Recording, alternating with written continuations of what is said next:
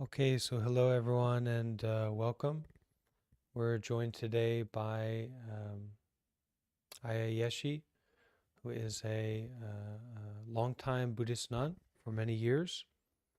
And we're going to have the opportunity today for her to introduce herself and to share with our community about her journey in becoming a nun, and also the work that she's doing, the nonprofit and social works that she is doing primarily in India, and she's also running a monastery in Australia.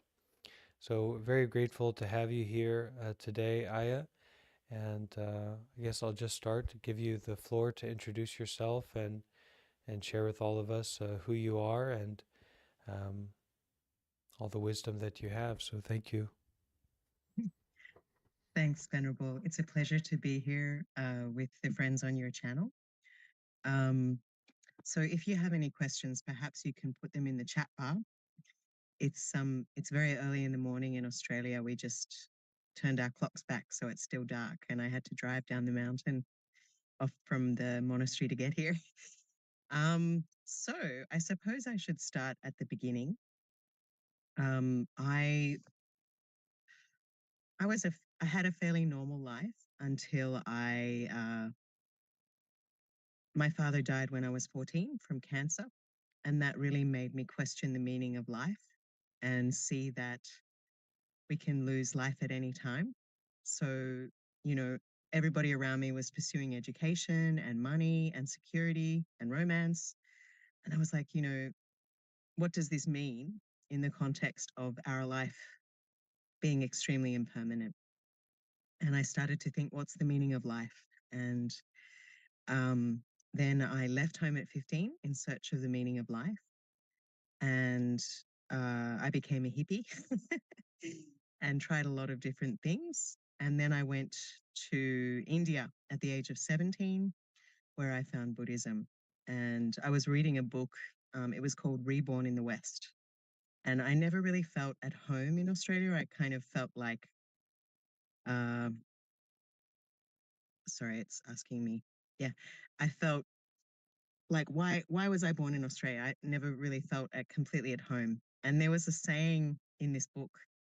It was about why some Tibetan lamas had chosen to reincarnate in the West, and their so-called tulku emanations or reincarnated masters were recognized as being reborn in the West. And there's a saying from the 8th century by Papan Sambhava that said, when the iron bird flies in the sky and horses run on wheels, the Tibetan people will be scattered like ants, and the Dharma will go to the land of the pink-faced savages. And I was like, okay, so maybe that's why I was born in the West, because I'm a pink-faced savage. Because, for Tibetans, anyone who wasn't Tibetan or a Buddhist was uncivilized and savage.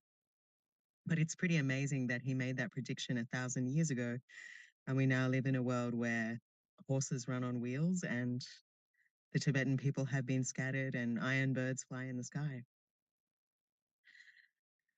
So then I went to Kopan Monastery and did a 1 month retreat where I really found a deep sense of peace. And uh, for the first time in my life, I realized I can have suffering, but I don't have to be controlled by my suffering. My thoughts and feelings are impermanent, and I can have them, watch them rise, abide, and dissolve without following them. So that was like really liberating, because when my father died, I felt quite suicidal and bereft. And so it was a great joy to realize that I could purify my mind and I could transform my pain. Because I think in Western culture, we've mastered the outer world, but we don't really know much about the inner world and how to deal with our anxiety and our suffering. And that's the know-how that Buddhism has, which is so beautiful and profound. Um, and so then I was completely in love with the Dharma and I wanted to just get enlightened. And I thought, the Buddha did it in a couple of years, so can I. Oh, I was a little bit naive. Um, and I wanted to be a nun, but I didn't realize that nuns and monks aren't always treated the same. Um, so what else? Okay, so at that time I was 17, so I thought maybe I should, you know, maybe have a relationship or get a bit more life experience before I ordain, because I wanted to do it with my full heart and not disrobe later on. So I ran out of money, and I went to all the holy places of Buddhism. I spent a year in India, and really deep in my practice, and it was a really wonderful time. Um, and yeah, then I went back to Australia, ran out of money, and had to get a so-called real job. I worked for an insurance company, which was incredibly boring, which I did for about 4 years. And I also helped run a Buddhist center, a Tibetan Buddhist Sakya center in Sydney. And I became quite close to a Lama there who gave me a lot of training. Um, and then I ordained at 23, but I really didn't know what I was getting into, because I didn't understand that in Tibetan Buddhism, they charge monastics to stay in centers, and it's very hard to get teachings, and there aren't many monasteries set up, and we have an 85% disrobing rate. So I was charged money to stay in the temple, even though the Tibetan Lama stayed for free. And I had to work in a lay job, as well as trying to be a monastic, which is against the Vinaya. So I became quite depressed with that situation. And after a year, I left that temple trying to live on faith. But that was very hard because there's not that many places for nuns in Australia. And there's only 3 places in the world for Western Tibetan Buddhist monastics that don't charge them. And 2 of those places, the lamas have been accused of abuse. So uh, I ordained with 15 people, and only 2 of us are left. But I persevered, and I often stayed in Theravadan temples where I found the monastics were treated much better, and they had a beautiful arrangement where people paid by donation, and they had these monasteries where people meditated in the forest. And my life was really changed when I met Ajahn Tanasanti, who was a nun from Amaravati, the Theravadan monastery. And, she said, this is the Buddha's legacy, that we are meant to live on faith and we can live by the Vinaya. And she just traveled the whole world without handling money, which is not an easy thing to do. um, yeah, but she always managed to find a way to survive. So I volunteered a lot. I taught Buddhism in prisons and alcohol rehab centers and uh, schools. And I did a lot of counseling. I did a counseling course and a yoga course, just because from the day I ordained, people started telling me their problems, and I really wasn't emotionally ready for that, because I hadn't really been given a lot of emotional preparation for people's projections on me when I became a nun. Because when you put on robes, you become invisible, and people just see this ideal. You become a walking billboard for Buddhism, which is a certain amount of responsibility, but and can also be a little bit hard, because people have these huge expectations for you, but often they'll take a lot of energy and not support you in return. Although some people were very kind. So after a few years living this way, sleeping in garden sheds and on friends' couches and in Theravadan temples, I thought I should get more training, and I went back to India and I studied in a monastery in the Himalayas for a few years near Dharamsala. But I wasn't really interested in debating and just intellectual learning Tibetan. I wasn't very good at, language skills, and I found it a bit dry, although it's very useful for some people, and I miss engaged Buddhism.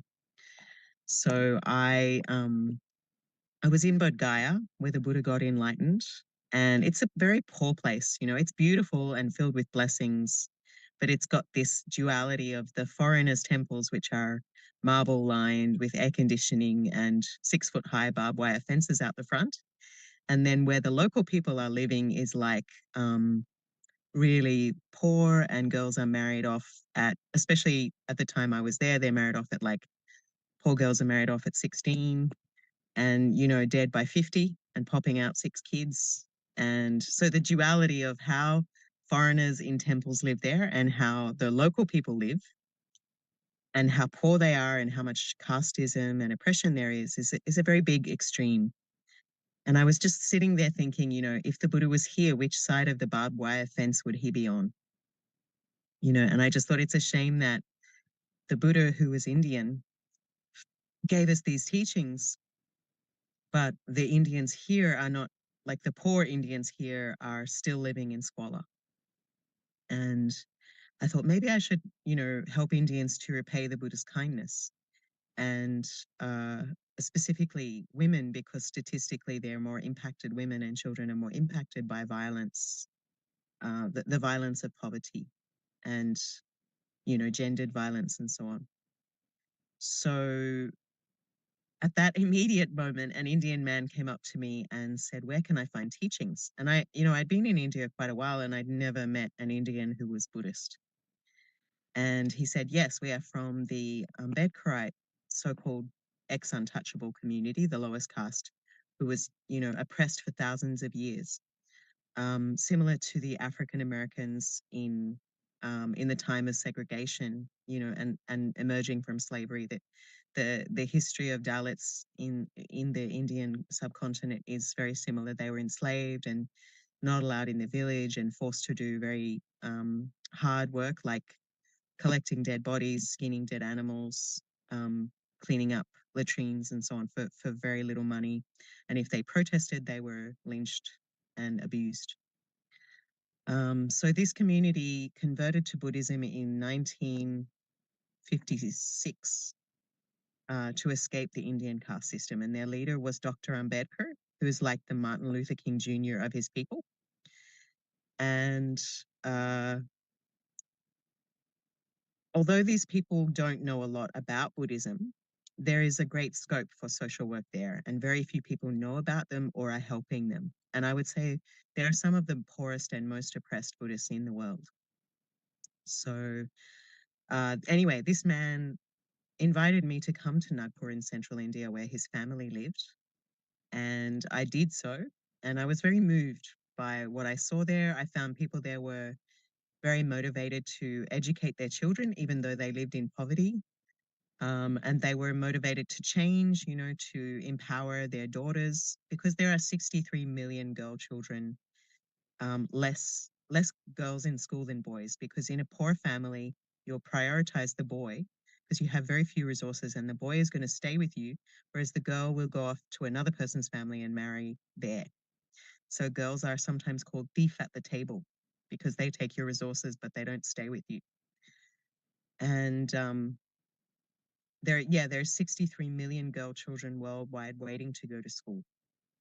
And in a poor family, a girl will stay home to look after the younger kids. And sometimes they spend hours every day just trudging to get water from a well, um, or just, hand washing clothes and so on, or, waiting for the power to come on, stuff like that. So unfortunately, when things don't work properly, the person most impacted is a woman. And they do work incredibly hard, even though the labor they do is not valued as equally as a man's.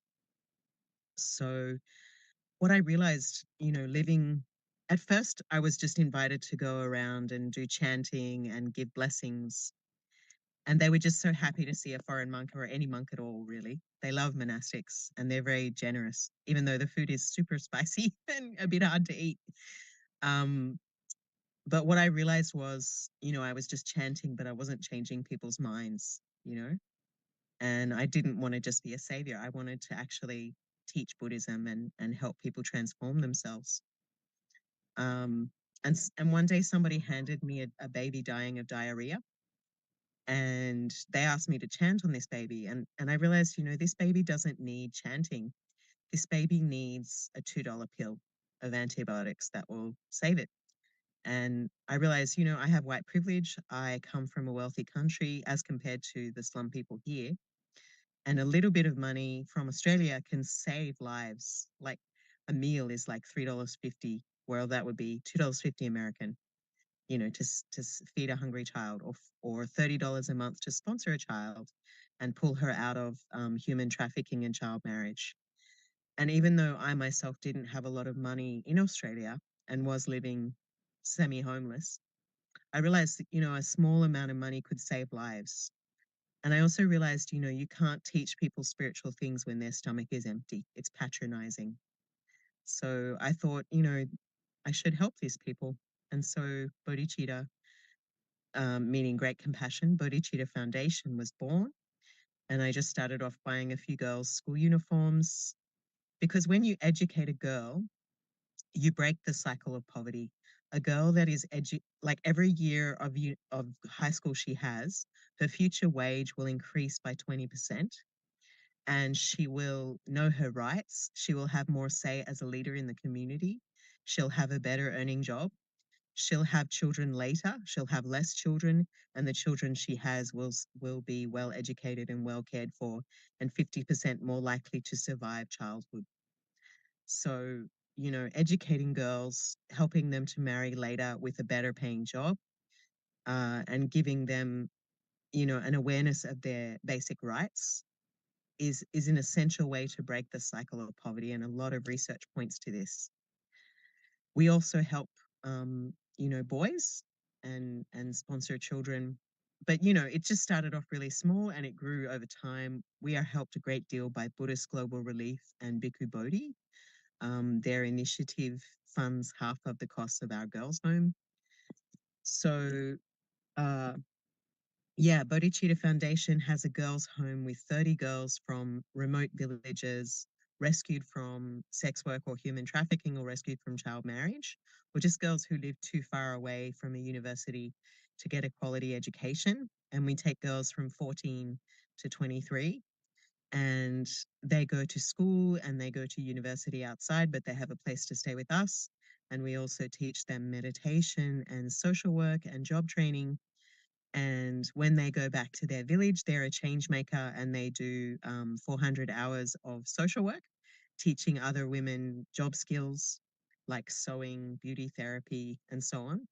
Because research shows that a man in a developing country will only put 60% of his wage into his family, whereas a woman will put 90% of her wage into education, medical care, and so on. So giving women their own money is really important and gives them more say in their marriage. If they're being like domestic violence is quite high in India, and if a woman earns her own income, she can leave an abusive marriage or she can, demand a better deal, basically.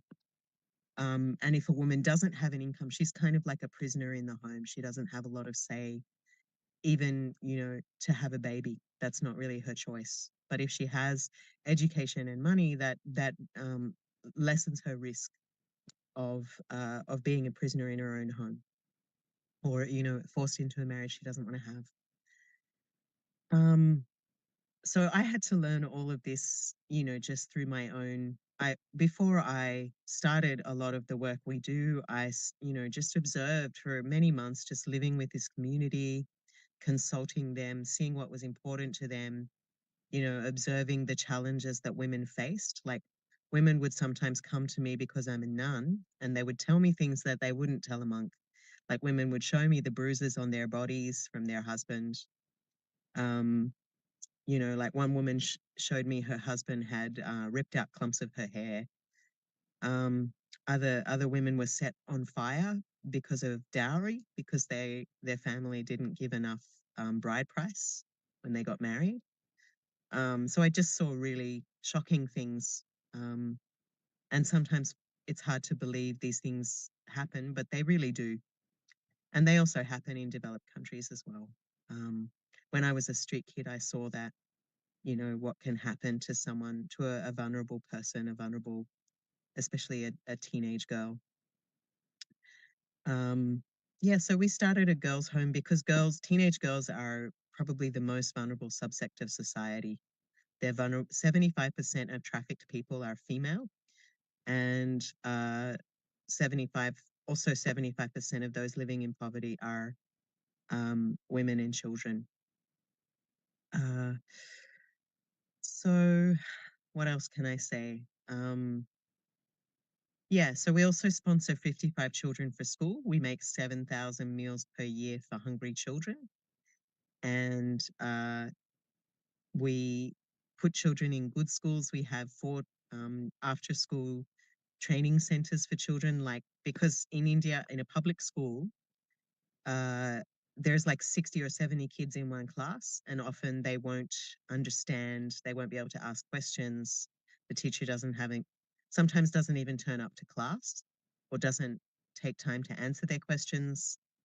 And whereas rich children will get after school tuition to help them get a better job, poor children won't. So that's why we offer this extra study for basic literacy, reading, writing, math, science in 4 different slum areas of Nagpur. So Nagpur is in central India. It's got about 3.5 million people, probably more now. And it's an industrial city. It's really hot in summer, like it's 48 degrees Celsius. I don't know what that is in Fahrenheit, but that is like really, really, really hot. Like birds start falling out of the sky. Um, and the people are incredibly kind. It's usually about 5 people living in one room. The average amount of children people have is 2 children. So they're not having huge families anymore. But India is still the world's biggest country now, like in terms of population. Um, we have a women's job training center where we teach beauty therapy, computers, sewing. And these are all jobs women can do from home while they mind their children on their own hours. Uh, yeah, and we also have a small nuns training center. We have 3 nuns. We just started it a few months ago because there's not many places for nuns to ordain and train in Nagpur.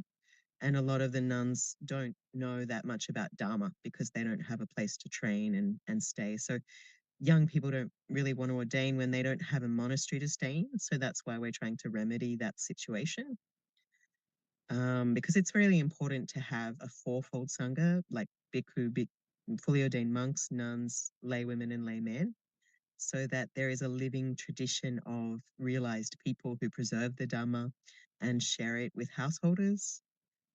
And I'm just trying to think of any program I've forgotten. We also have retreats. We have temporary ordination that we do for about 30 girls every year. And sometimes we do it for boys, just to give young people a taste of monastic life. So they feel, they have positive imprints from meditation and, they understand the value of meditation and Dhamma. Yeah, and sometimes we take people on pilgrimage as well. And we also rescue many dogs and feed many street dogs. And we do all of this for the income of one slightly affluent Australian per year. Like our charity runs on about 90,000 American dollars every year. And we manage to help about 2,000 people every year with that. And we are buying land for our girls' home because the rent goes up here. We're paying a lot of rent and we would like that money to go into helping people instead of making landlords rich. So after 15 years of running our charity, we're finally buying land for our girls' home and the Little Nuns Training Center. And we're paying off the land. So I think our goal is about 60 or 70,000 American, maybe a little more, to build the girls' home in the next few years. Yeah, and our, all that information is on our website, which Bante will share with you. So that's pretty much my story in a nutshell. I got a bit burnt out after living 13 years in an Indian slum. So I started a monastery. I never intended to just be a social worker. I wanted to be a contemplative and a Buddhist teacher. There just wasn't many places to train and stay because Tibetans tend to, be more interested in just preserving their own tradition. They're not really interested in training and supporting Western monastics. And that tradition of training and honoring, making sure those you ordain have proper training and a place to stay is just broken down because the Tibetans are refugees. So it took me 20 years, but I finally managed to start a monastery where I hope other Western monastics will come. It's non-sectarian. It's a fusion of Theravada and Tibetan Buddhism. I call it the Mahayana forest tradition. Um, yeah, and it's 40 acres on the bottom island of Australia called Tasmania. It's a little bit remote, but it's incredibly rugged and beautiful. So people are welcome to visit and come and train. And it's called Bodhicitta Dakini Monastery. So I spend a few months every year going to India. I just came back from there.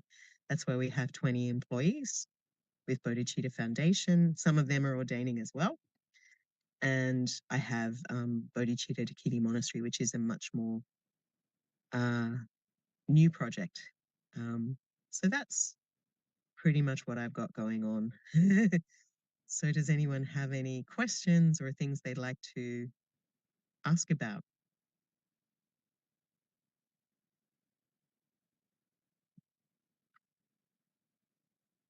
Okay.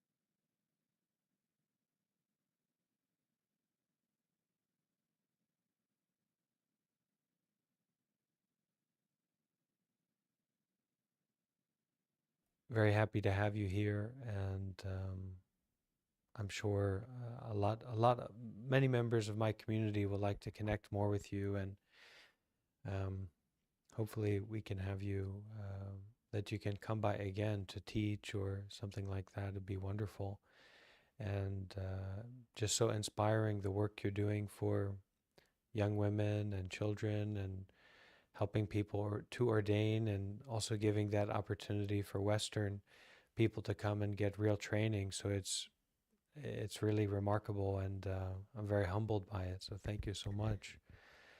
Thank you. Yeah. Yeah. I can see what are the other comments here? Thank you. Could you please? Yeah, yeah.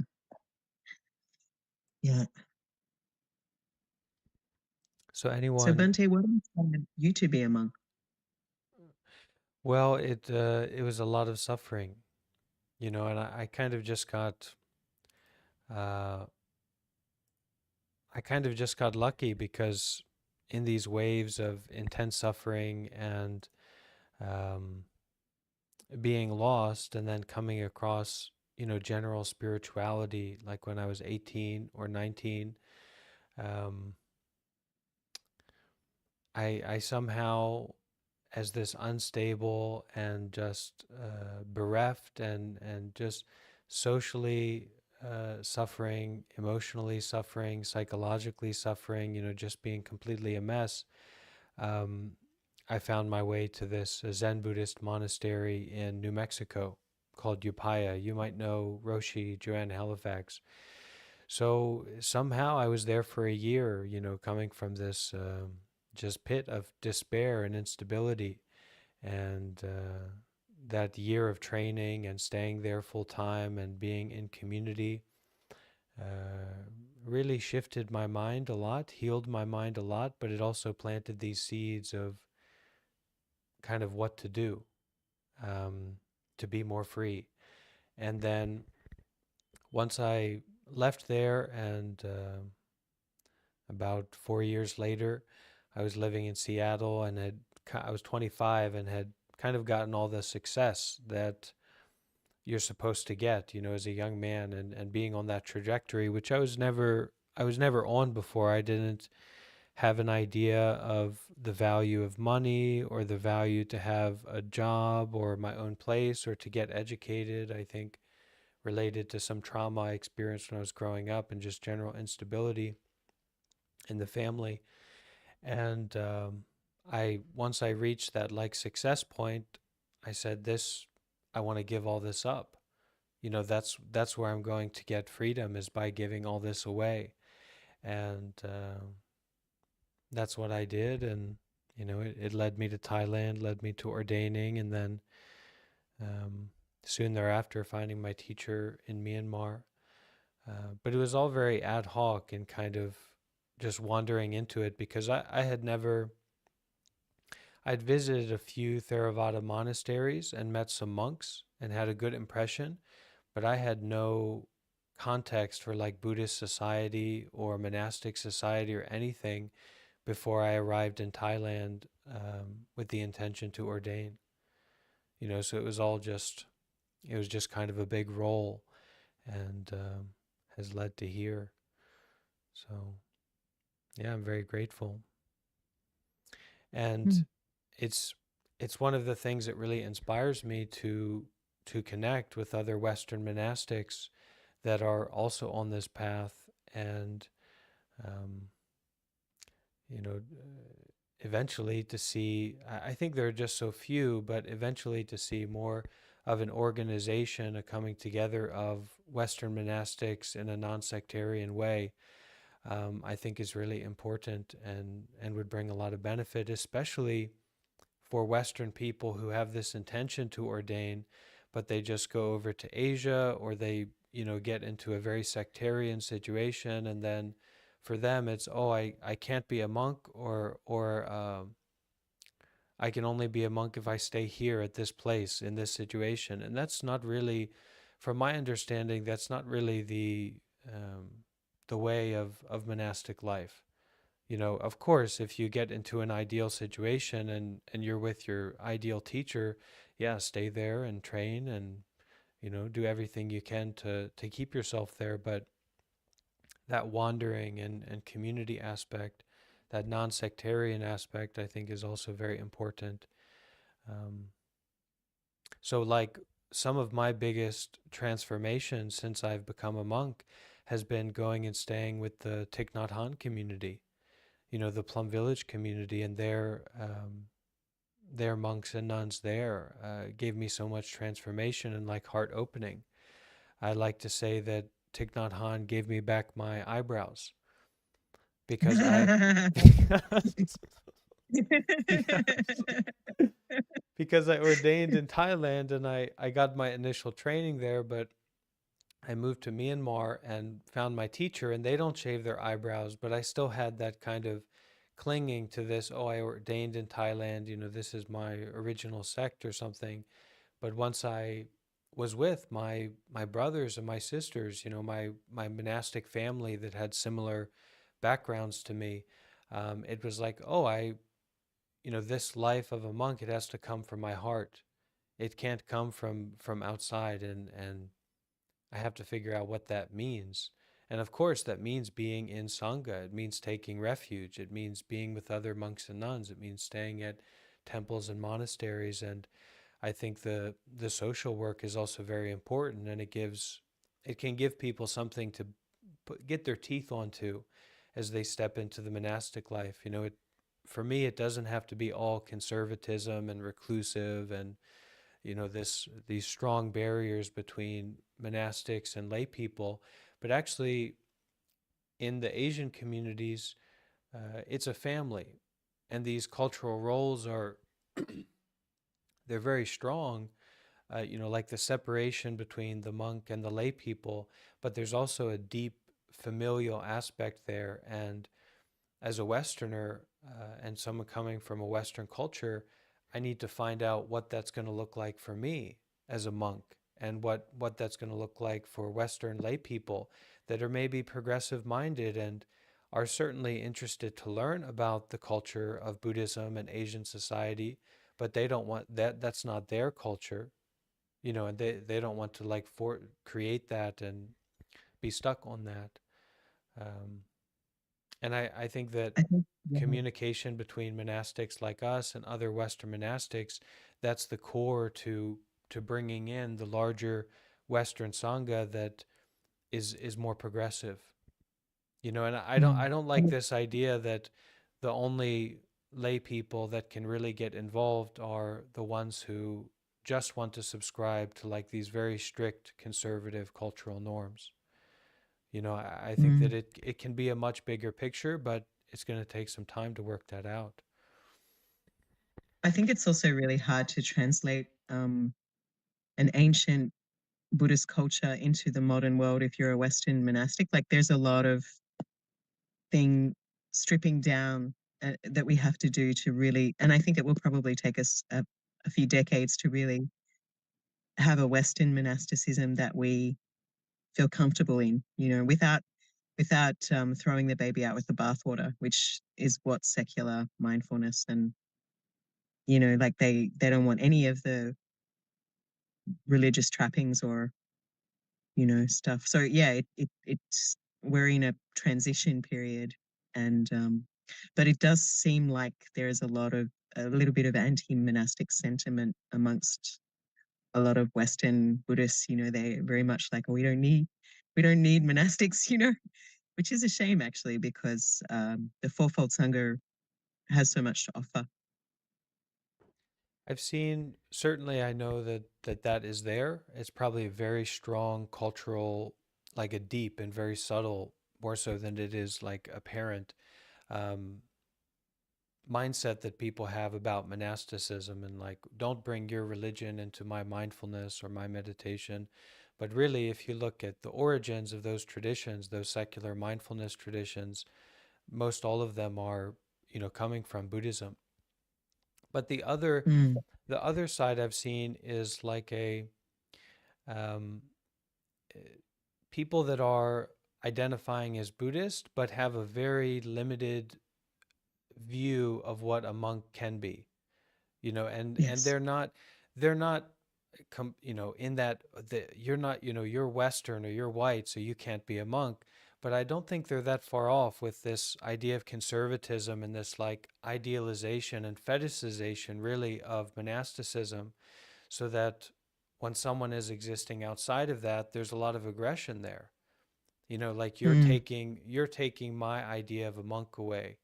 um, and I'd like to see monks that are as progressive as possible, open-hearted as mm, possible, as contemplative about what it means to be a modern monk, a bhikshu, a bhikshuni, a celibate practitioner, um, in the modern world, with modern people who don't have a cultural background with Buddhism, and reaching all different kinds of people, people in the slums, materially, and also people in the slums mentally, because we mm, often don't consider about this mental slum that exists in America for the youth, and there's very very little outreach being done towards these groups. Young people that are oversaturated with media, and um, insane people that hold up a big ego and wealth and power and can just lead them along by the hook and say, look at this, this is cool, so follow along with me.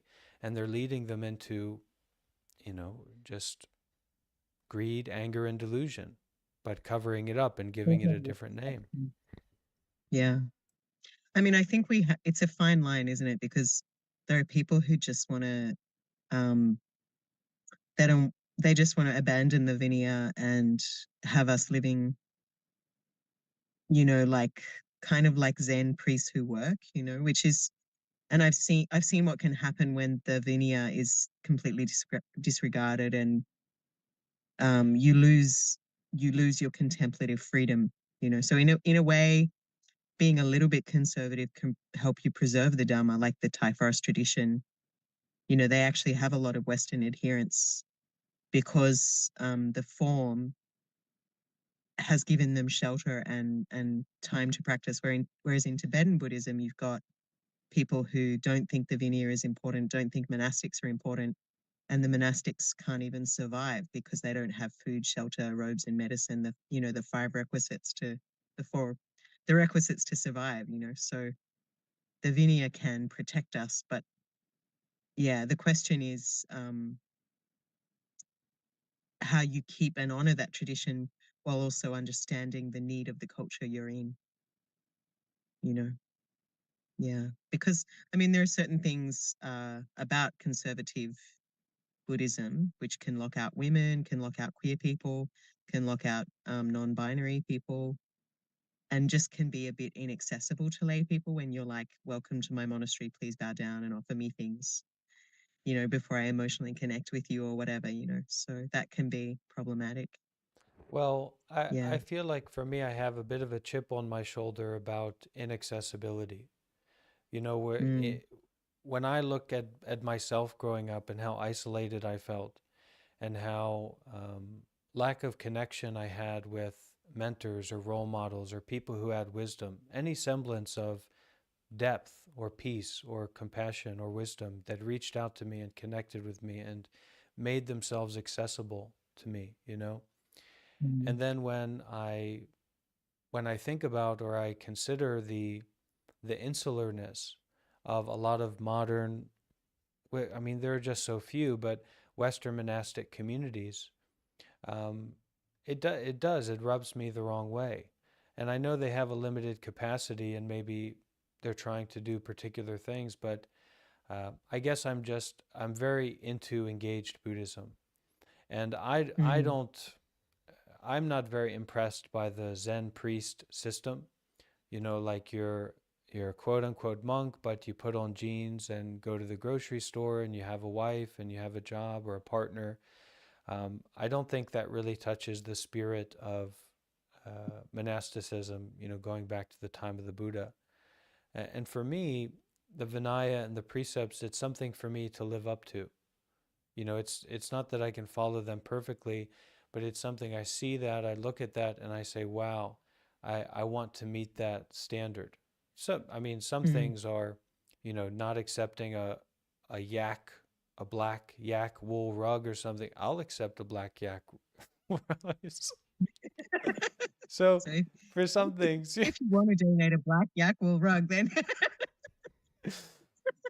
so for some things, it's less important, but um, it's beautiful, you know, to live in a way that's non-transactional and is based on respecting the boundaries that other have and being a source of virtue and a source of sincerity. Like I say that the one thing I'm certain that I have attained is that I want to be a good person, and that's mm. really what I want to transmit to other people as well. Like this I really do want to be a good person, and understanding that being a good person means being generous, essentially, helping, being mindful. And I think Buddhism gives one of the best structures for that. And this role or this representation of a monastic really gives a clear picture of that embodied.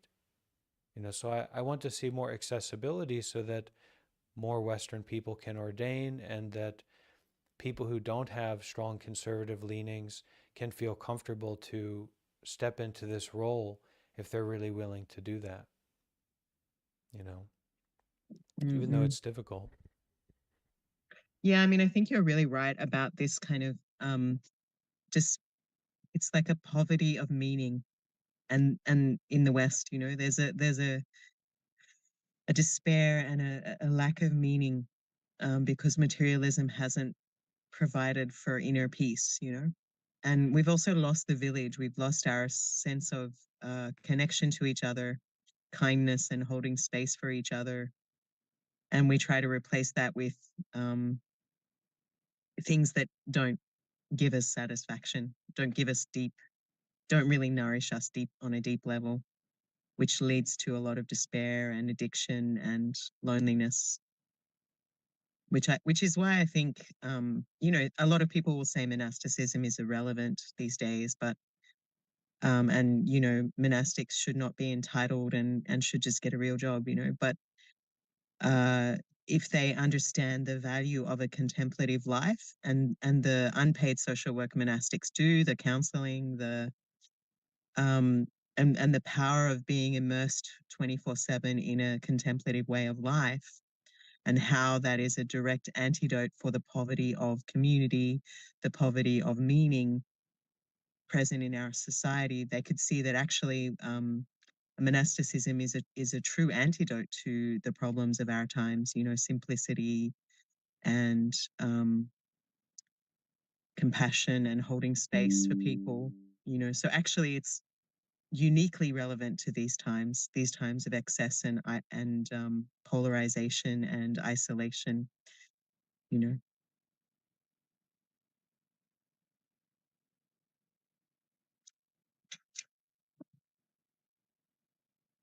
I don't have that much more to say actually. Yeah, I was just waiting for you to.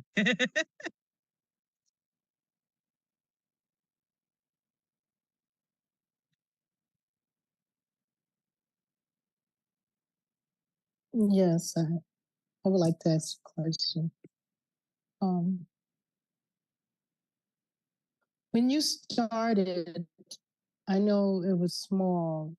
Um, did you use your own income, or did you start asking people in the community, or did you form a community and the community establish um, money to feed the people and moving forward as far as school and everything? Could you um, give me detail how you got started? Mm.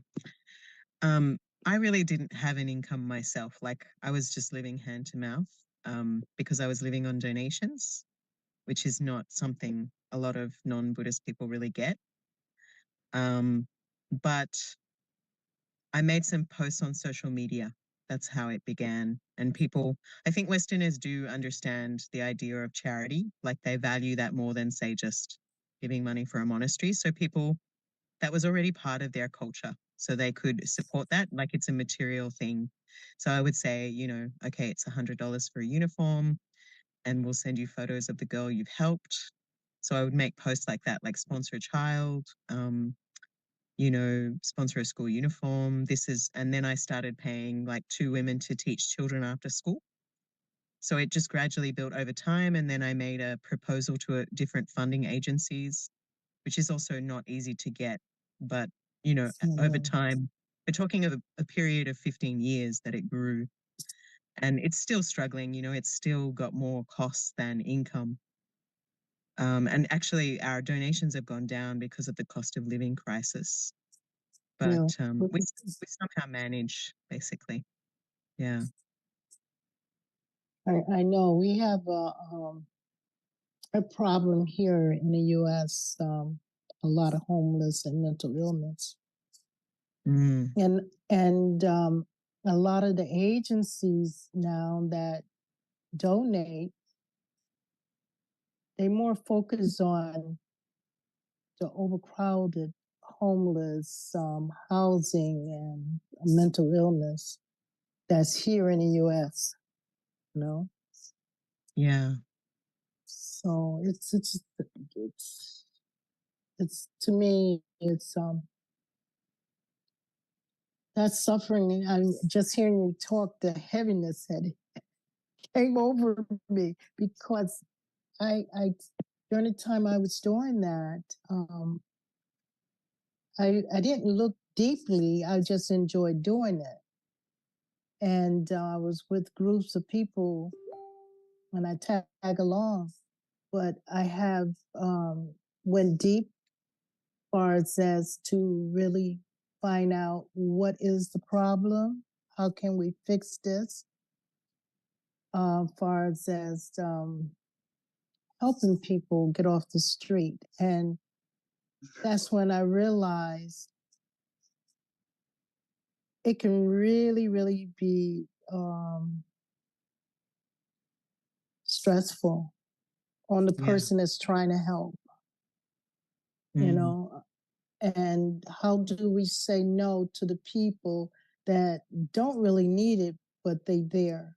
You can't. It's not your choice to choose. You just got to help whoever come, right?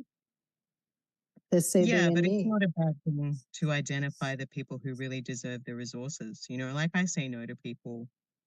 I mean, I've had people come to me with medical issues that would bankrupt our charity. And even though I really want to help them, I can't because then I can't help the other people. So sometimes you do have finite resources and you have to identify the people that will benefit most from the resources you have. And it's also like, it's more than an individual can deal with.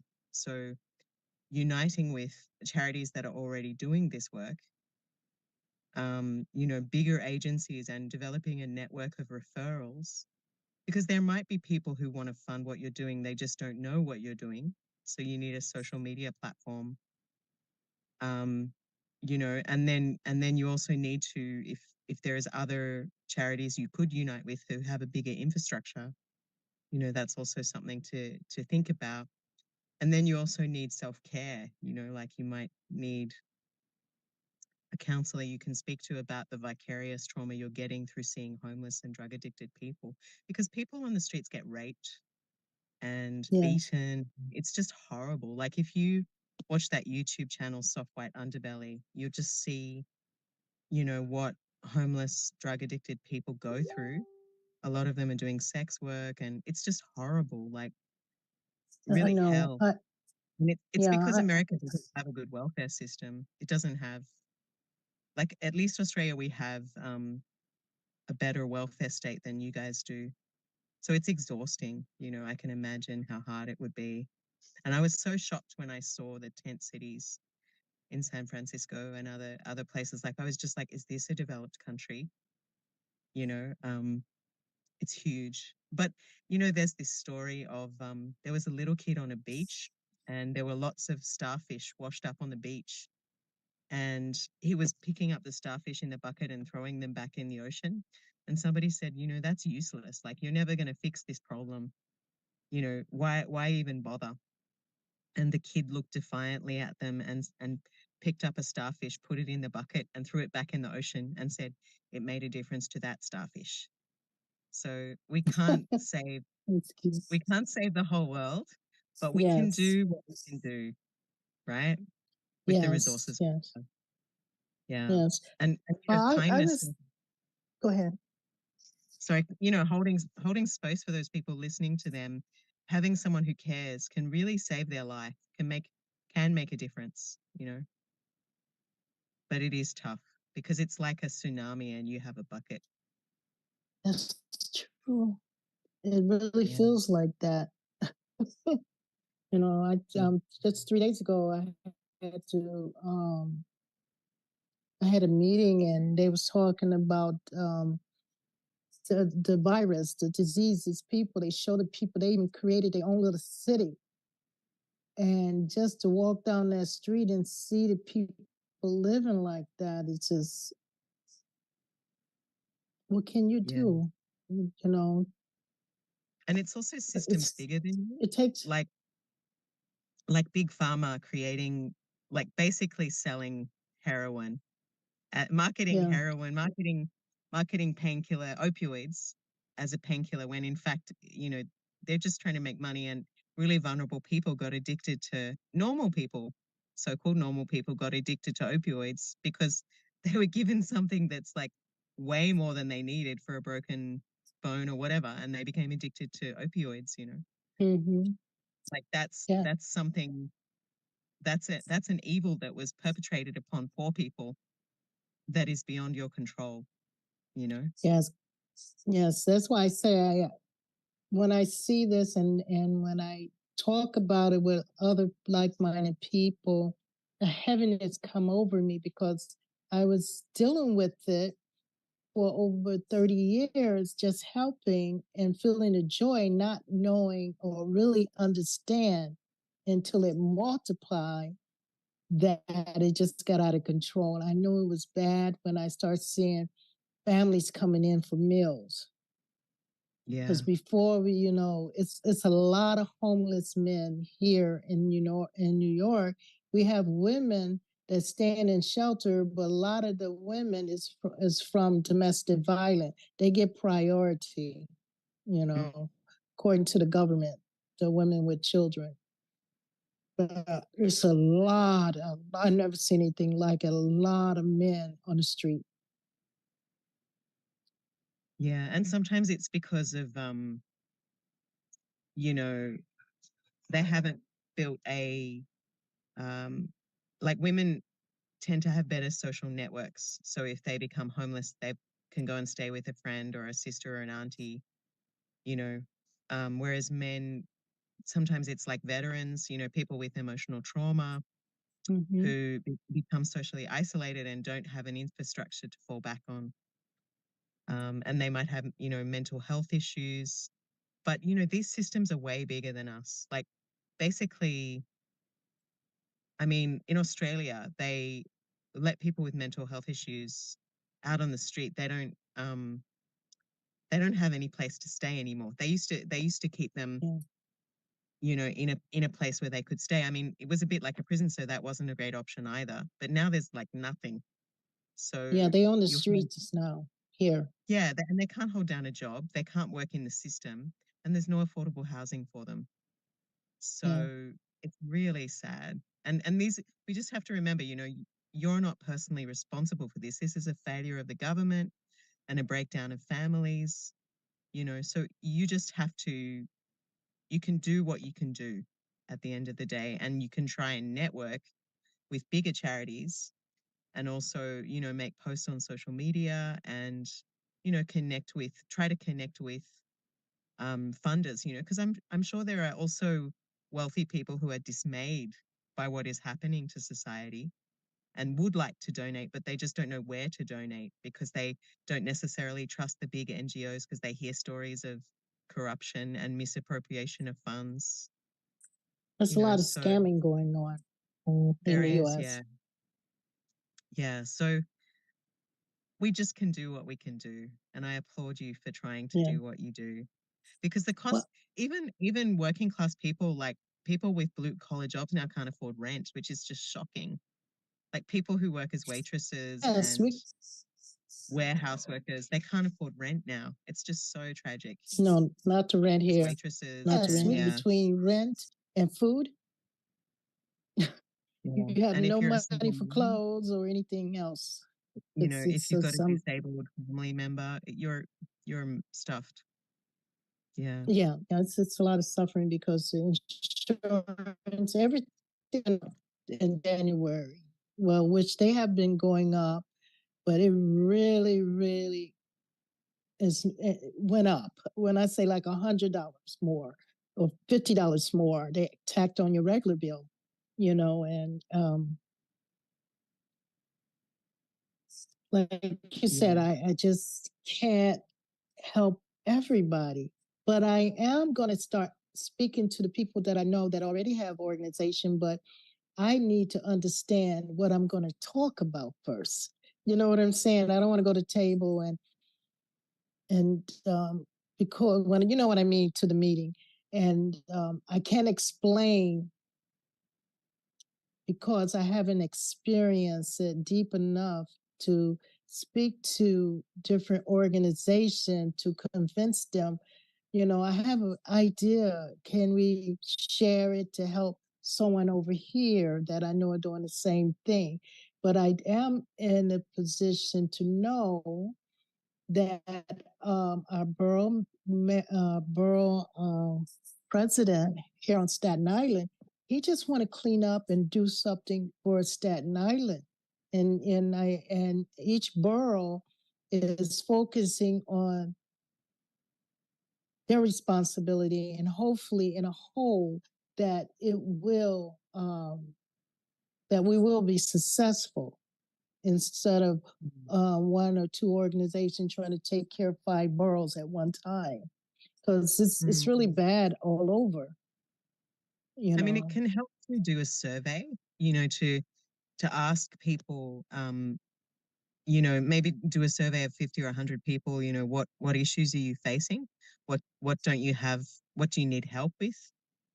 Because you might find it's different than you think.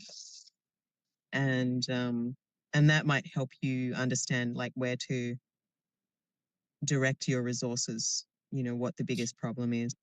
Yeah. And sometimes like housing is very expensive. It's a very expensive, although statistically it's cheaper to house someone than it is to pay for police and ambulance and all the problems that arise when someone is unhoused. So, well, right now, what's but going on? We have squatters taking over people's homes. yeah. Well, it's kind of a That's sin in a way that there's like, I think I read somewhere that there were like 80, there were 100,000 empty apartments in LA and 80,000 homeless people, and there's this hoarding of resources. Like the rich are getting richer, the poor are getting poorer. So I don't really blame them for squatting yeah, because that's the housing crime should be a now. human right, you know?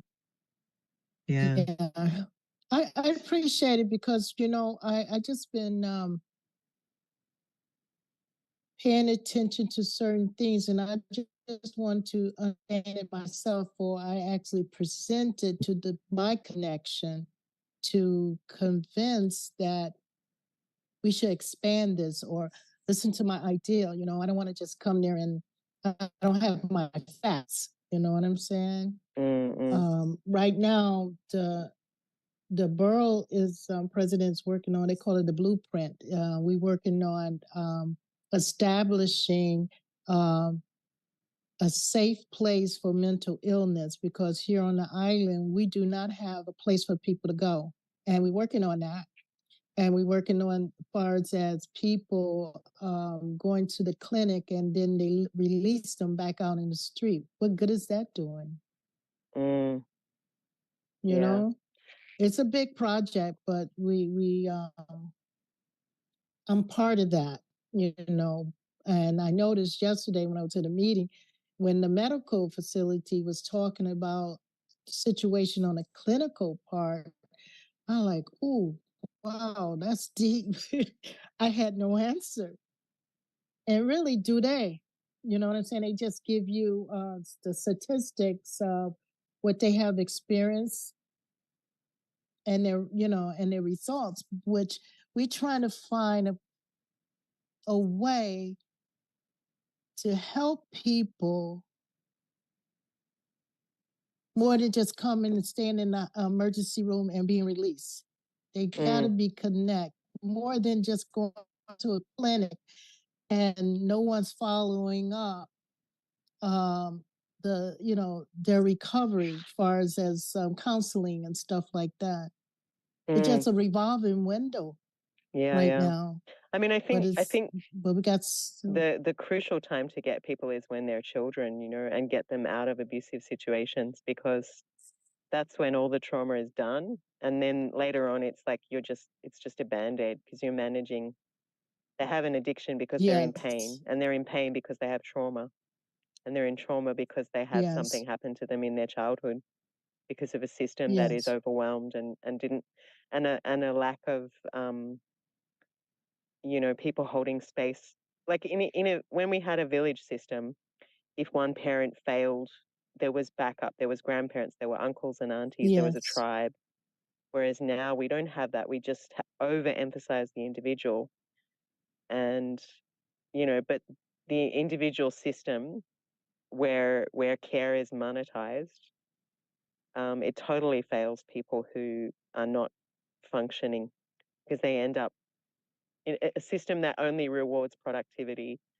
Means that people who are sick and not mentally well and who are elderly become extremely vulnerable. Yes, we started off with we started off with the focus on the blueprint, the children. But as we gathered, because we broke out in section, and as we gather information, we realized when we start talking, we can help the child, but down the family, the wife or husband or one parent home, because of what's going on, they need help too. Yeah, totally. So it's a domino effect. So, you know, I have a lot going on. I just want to be also mindful of self-care. And that's what I've learned out of the 35 years of doing this, is I was just running. I didn't take care of myself because I was helping others.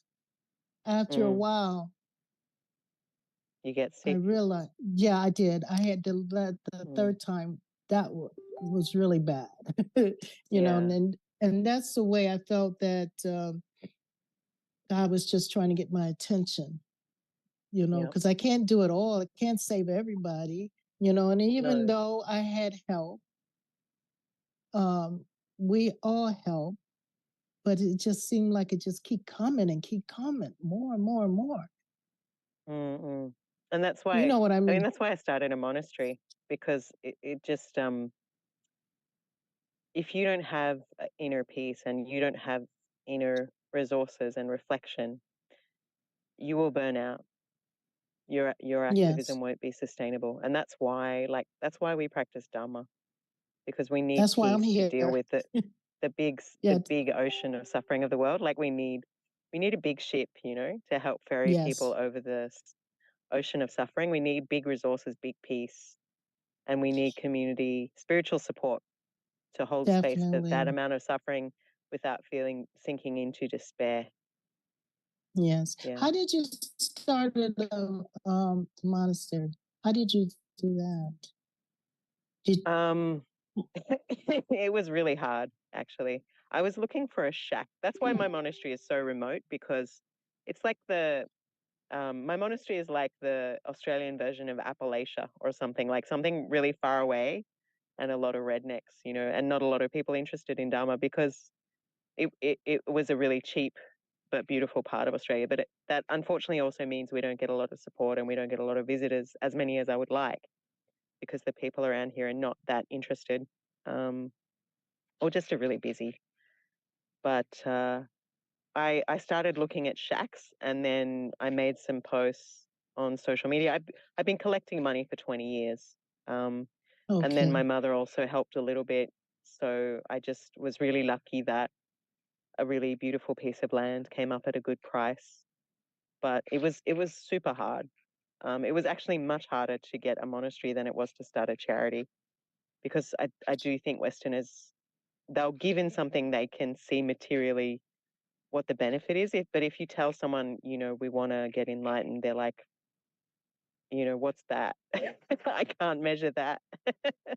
And it's only when they maybe meditated a bit, they've been to a retreat, that they understand, okay, this is actually really beneficial. So it was tough, but yeah, it took me 20 years. Yeah. So you're saying you're just looking for some land, and did your land have a building on it already? It did. Yeah. A small a cottage, and it has like two small cabins. They're a bit run down. But it's a start. Yeah, it is a start. Because I well, let's see what happens. Only thing I can do is just have faith. Should go for a retreat, sister. You should. I am. Yeah, you should get some peace. Yeah, and then all of that wonderful compassion you have will be renewed. You got to take care of yourself too. Yes, that's why, I'm trying to hold on. I actually did stop everything, but I realized, I got to keep working this, doing some, but not as much, because the bills still got to be paid. You just got to find a balance. So, but I think it's also really important to be systematic, and don't just like make individuals dependent on you. Have a system so that it's not personal. It's not you just giving money to individuals and they're really sucking from you and giving more and more and not getting results. Like, it's really important to have a system. Like, you do this course, or you turn up at this shelter. Like, they have to give something as well as receiving, not just like this individual keeps coming and you keep giving this individual money, but there is a system in place, or you refer them to. It is important, that it's not just personal, that it's the system is good. We call that crowd control, but I'm looking at it in the way that you just explained. But crowd control is when you have a big event going on. You don't have to say much, but you just put up a design or make a path. And people just follow down that. Yeah, pretty much. Just follow down that path. And I say, that's clever, But but I am getting ready to do something. But I'm gonna wait till after the retreat. I'm a member of Bhante community, and I have not been that. You can ask Bhante. I do ask questions, and I if I don't understand, I challenge it. It's not I'm not trying to be rude or anything. I just I have to pass information on. If I'm not clear, why just jump up and take off like that? and Yeah. then, and I have peace. I came, when I first came, was just getting up out of the bed from feeling sick, burnt out. And I ran across Bhante speaking, and I've been here ever since. But I have this inner peace. I rest and I get my strength back and stuff. And that's why I studied. I do the meditation because it is a beautiful thing. I love quietness. I'm a type of person, I like things to be in order because I figure when I was working in the office, I used to say when a person's desk is messed up, their mind got to be messed up. How do you work like that? But that's not the case because it's all about understanding your mind, understanding who you are. That's the first step. You can't help anyone if you don't have yourself together, not broken pieces, but in place. Yeah. So I'm going and on this looking at, retreat. mm, Yes, and I feel that I'm going because I'll be around a lot of monastics. Is that what you call it? A lot of lay monastics, people. yeah. Yes, I'll be around them, and I'm just going to want to be a sponge and optimistic. It's there. It's something there that I just want to learn.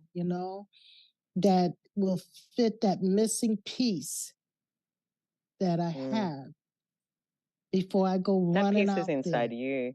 Yeah. That piece is inside you. Yeah. Yeah. You just got to hold up the mirror. Yeah.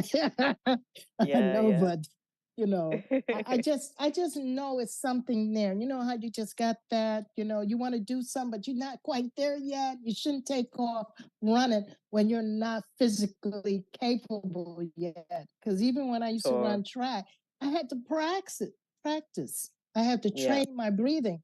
It just don't happen overnight, Yeah. So I do know there's a process, but I think that I will be complete to move forward, to learn more when I leave there. And because I will have a better understanding.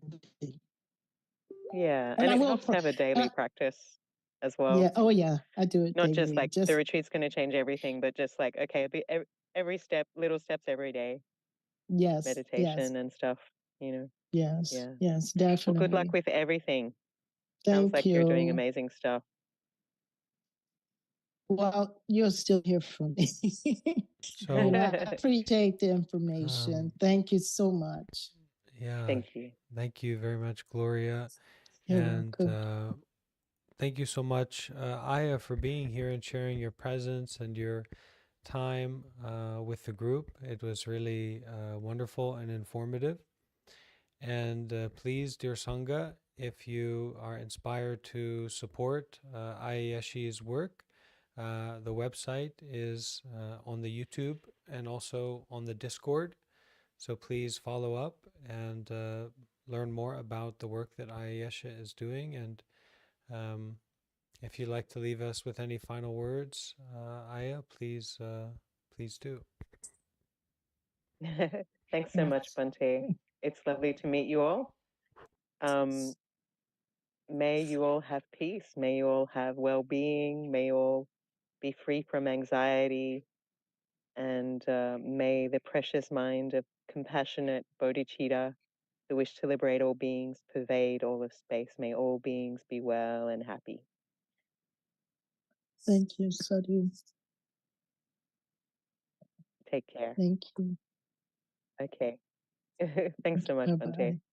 Take care. Bye.